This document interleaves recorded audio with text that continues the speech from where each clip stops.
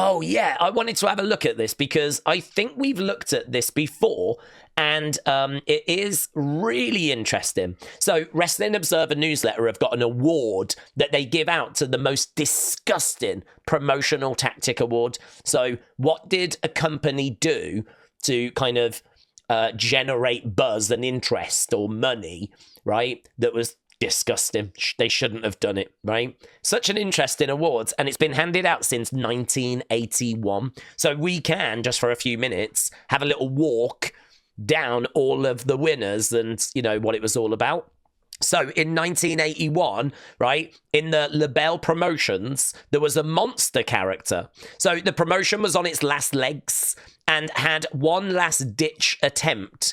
Promoter LaBelle proceeded to push a real monster that was made in the lab. So tried to make out that this, it's like something from the Dungeon of Doom, tried to make out that this was a real monster. That, look at the fans just not having it. Look at the fans just not engaged in this at all. But that won the award for 1981 of this promotion trying to make out that they had a real monster, right? 1982, Bob Backlund as champion. So Backlund had held the title since 1978, and by 1982, fans and Dave were sick and tired of him being on top. I don't really get that as being a disgusting promotional tactic. It's just that people had got tired of Bob Backlund by that point. So I don't really feel like that's a worthy winner, to be honest. 1983, Eddie Gilbert's broken neck. WWF used a real-life neck injury to further a feud between two wrestlers that had nothing to do with Gilbert. So Bob Backlund and the Mass Superstar. So they actually used a real-life neck injury, broken neck, as a way to kind of further this feud. It looks like that GIF's not going to load, unfortunately. Will it load if I try? Oh, there we go. So they actually used that as a way to kind of tell that story. In 1984, Blackjack Mulligan faked a heart attack. Blackjack Mulligan faked having a heart condition before faking a heart attack. This was one of the many reasons why Dave hated Florida in 1984.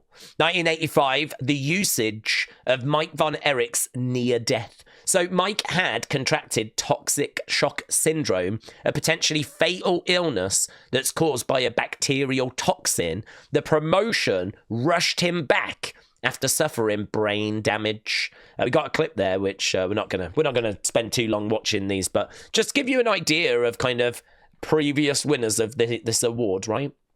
WCCW claimed it was a living miracle, and they were promoting his big return before putting him back in the ring in tag matches with his brothers. 1986, exploitation of the death of Gino Hernandez. So World Class made video packages which treat the tragedies of Gino's death and the kayfabe blindness of Chris Adams with equal sadness. Yeah, that's crazy, because Chris Adams being blind was kayfabe, it was not real, but Gino passing away was. So a video package that treated them both the same was kind of seen as being, you know, a disgusting tactic, right? 1987, the exploitation of the death of Mike Von Erich. So WCCW changed their David Von Erich show, who had died in 84 in controversial circumstances, to a David and Mike memorial show. They charged extra for the VIP tickets, and they even had a female mud wrestling match. Imagine that. Imagine having a show to honor the lives of these wrestlers and end up putting like a female mud wrestling match on it. Look, it is all WCCW in this period, isn't it? I mean, the company's really struggling at this time. Really struggling. Fritz Von Erich fakes a heart attack. Fritz collapses on TV doing a heart attack angle to try and get sympathy, right? So a fake heart attack. 1989, WWC Jose Gonzalez babyface push. In 1988, Bruiser Brody was stabbed in the locker room showers by Jose Gonzalez and died shortly afterwards. After the case was closed abruptly, Jose Gonzalez returned to WWC as Invader #1 and was booked as a babyface after killing someone, stabbing them in the showers. 1990, Anita stabbed by Jose Gonzalez. As Bruiser Brody had been a big star in Japan, Anita wanted to capitalize on it. After Anita and Gonzalez met to hype the match, Gonzalez left. Anita decided to blade his stomach. Oh my God. Blade his stomach several times. It wouldn't bleed, so instead Anita bladed his head, smeared the blood. He went to hospital to ask a doctor to give him stitches, which many refused. Anita had Japanese media on hand to take pictures. Gonzalez was unaware of this. Wow, my God. So this guy wanted to have a match with the dude that had stabbed Bruiser Brody, and he made out as if he had been stabbed as well. Oh my God. The wrestling history is just horrific. 1991 WWF exploiting the Persian Gulf War. Sergeant Slaughter got so much heat for this, he received death threats. Do you remember? He was like an Iraqi sympathizer at this time. WrestleMania 7 is him against Hogan. Hogan standing up for America. The pushing of Eric Watts. In 1992, Bill Watts became the executive vice president of WCW. He trained his son, and only 3 months into his career, he was signed. No skill, no charisma. And you lot have a go at Charlotte Flair. 1993, Cactus Jack gets amnesia. Vader powerbombed Cactus onto a concrete floor and Cactus blacked out. He was no longer Cactus Jack, but rather a seafarer who had drifted ashore. He had no idea who Cactus Jack was because he had amnesia. 94, the Ric Flair retirement angle. Hogan retired Ric Flair in a steel cage match. Flair literally begged Hogan and Savage to say the right things to the right people to get him reinstated. Flair then found his way back onto TV. Gene Okerlund's 900 hotline adverts. Mean Gene asked the fans to find out which former 45-year-old heavyweight champion had died by ringing the hotline. The lines blew up as many thought it was Ric Flair, but it was former AWA tag champ Jerry Blackwell. They actually charged people to call up this number to find out which 45-year-old heavyweight champ had died. Average week, it would have made about $5,000, the hotline. It said that weekend it made $50,000 to $75,000. About 8,000 to 12,000 people called it. 1996, fake Diesel and fake Razor. So this was crazy. So apparently Diesel and Razor went to WCW, but Vince thought to himself, well, I still own the characters. I'll just carry on with the characters and use someone else. So we ended up with fake Razor and fake Diesel, and the crowd were just not having it. Melanie Pillman interview on Raw the day after Brian Pillman's death. Used as a ratings ploy, Vince used Melanie to avoid any accusations of drug or steroid abuse. 98, exploiting Scott Hall's alcoholism. So WCW used the fact that Hall was getting drunk all the time as part of an angle to explain the friction between him and Kevin Nash in storyline. Here's the big one. Over the Edge, continuing after the death of Owen Hart. While Owen's wife believed he would not have wanted the show to have continued, WWF and Vince later revealed that they continued with the show as they felt that's what Owen would have wanted.